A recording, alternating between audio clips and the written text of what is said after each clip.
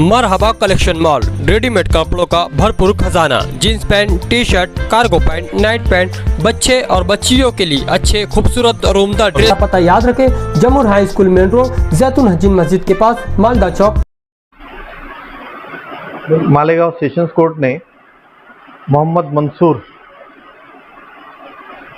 शेख बशीर इसकी टेम्पररी जमानत जो है तो कल कोर्ट ने मंजूर की और उसमें कोर्ट ने ये कहा कि भाई 1 लाख रुपए की सॉल्वेंस सर्टिफिकेट या 50-50 हज़ार की 2 जमानत, इस तरीके से जमानत देना और उसको एक टेम्पररी बेल के ऊपर कोर्ट ने रिलीज की है। कुछ कंडीशन भी कोर्ट ने इसके अंदर दी है कि भाई आयो जब भी बुलाएंगे तब हाजिर रहना, जो भी इसमें फरियादी और गवाह है उनके ऊपर कोई भी किस्म का दबाव नहीं लाना और जब भी आयोग को जरूरत पड़ी उस वक्त पुलिस स्टेशन के अंदर पुलिस की कार्रवाई के अंदर हाजिर रहना। ऐसी ऑर्डर होने के बाद में फिर हम लोगों ने कल शाम में जमानत दिए और जमानत दे के मोहम्मद मंसूर शेख बशीर को जेल से रिहा किया गया है। टेम्पररी बेल का रीज़न ऐसा दिया हुआ है कि भाई उनके घर में शादी थी, एक तो सबसे मेन रीज़न ये था और वो बिना पे कोर्ट ने उनको शादी के कार्ड वगैरह देखते हुए और सभी हालात देखते हुए रिलीज किया हुआ है। ये जो जमानत की डेट है तो ये 1 तारीख से लेके तो 7 तारीख तक का कोर्ट ने उनको रिहाई दी है।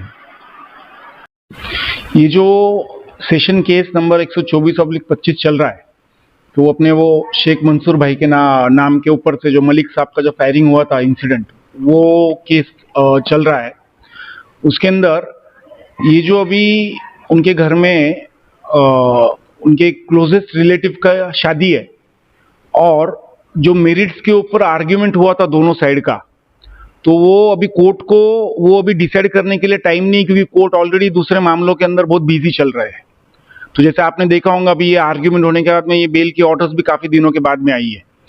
तो हमने कोर्ट को वही गुजारिश की थी कि एटलीस्ट अभी जैसे अभी कोर्ट को मेरिट्स के ऊपर बेल एप्लीकेशन को डिसाइड करने के लिए और टाइम लग सकता है, तो एटलीस्ट तब तक हमको इंटरिम बेल दिया जाए।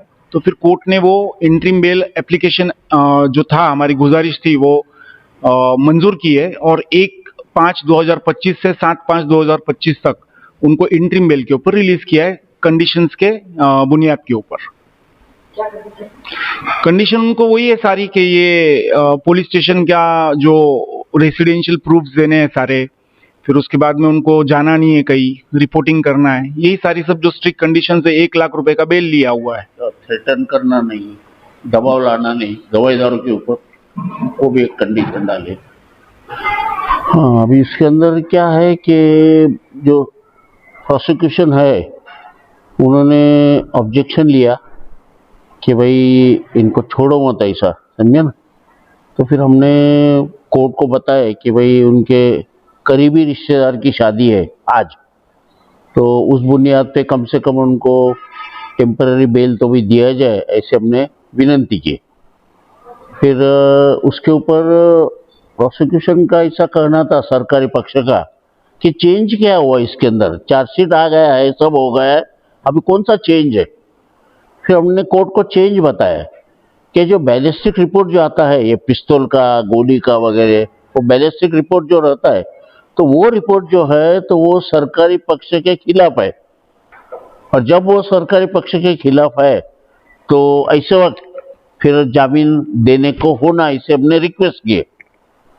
और बुनियाद जो है उसकी ये बैलिस्टिक रिपोर्ट की, तो ये जब उनके सरकारी पक्ष के खिलाफ जा रही है तो उसके ऊपर ये करना, गौर करना, ऐसा हमने रिक्वेस्ट किया। और ये चेंज है सर्कमस्टेंसेस के अंदर चार्जशीट दाखिल करने के बाद में, तो कोर्ट ने वो बात का ये किया और 7 दिन के लिए उनको जामीन के ऊपर भी छोड़ने की ऑर्डर की है। 1/7 से लेके तो 7/5 तक।